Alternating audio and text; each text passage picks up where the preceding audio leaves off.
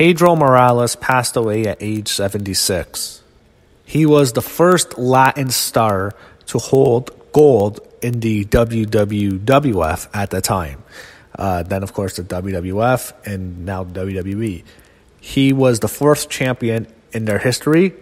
The first was Buddy Rogers, who held the title for 36 days. Then it went to Bruno Sammartino, who held the title for 2,803 days. Ivan Koloff held it for 21 days. And then Pedro held it for over 1,000 days. And the reason I bring that up is that's how you tell back then that the company really got behind you.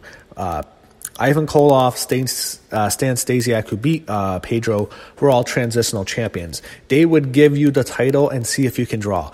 They were not going to give you the title unless you were drawn. Pedro was a huge draw. He held the title for close to 3 years, 2 months shy of 3 years to be exact. He had a big run at the top, and he was supposed to be really the heir apparent to Bruno, because I think Bruno, that's when he left before he came back, and Bruno became the guy again after he beat Stan Stasiak. But Pedro, they really put the company behind him.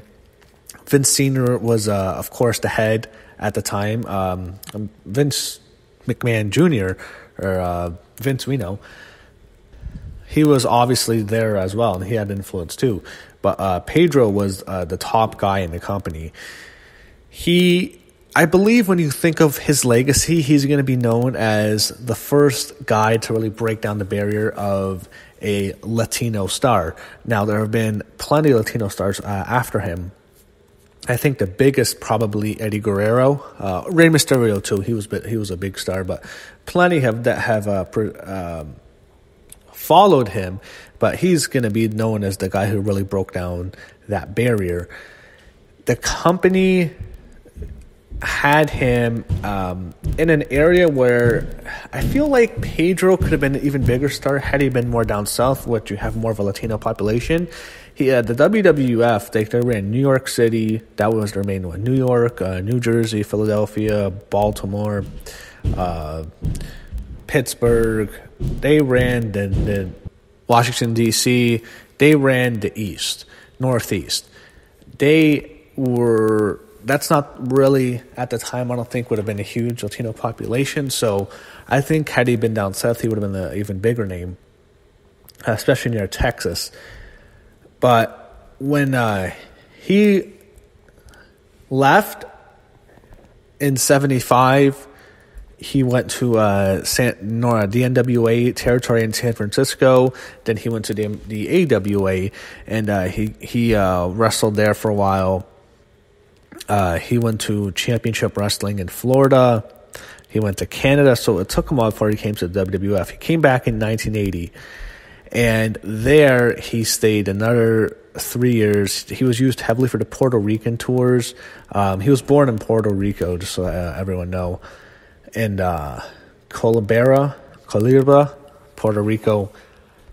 I think the Puerto Rican territory was heavily damaged in the late 80s because of what happened with Bruiser Brody. But in terms of a big star from that place in the world, Puerto Rico, he was, without question, in terms of the WWE, the biggest name they had.